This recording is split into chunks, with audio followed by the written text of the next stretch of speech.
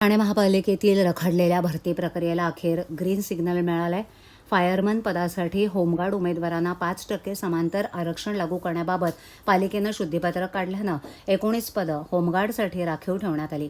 या निर्णयामुळे फायरमनसह एकूण 708 पदांच्या भरतीचा मार्ग मोकळा झालाय.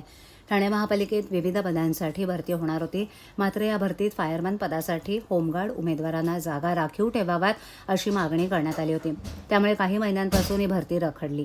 अखेर ठाणे महापालिकेनं गट क आणि गट ड संवर्गातील रिक्त पदांच्या भरतीबाबत महत्त्वाचं शुद्धीपत्रक प्रसिद्ध केलं. शासनाच्या 5 फेब्रुवारी 2008च्या निर्णयानुसार होमगार्डमध्ये किमान 3 वर्ष सेवा केलेल्या आणि फायरमन पदासाठी आवश्यक शैक्षणिक, शारीरिक आणि इतर पात्रता पूर्ण करणाऱ्या उमेदवारांचे फायरमन संवर्गातील 5% समांतर आरक्षण लागू करण्यात आलं. त्यानुसार 19 पदं होमगार्ड उमेदवारांसाठी राखीव ठेवण्यात येत आहेत.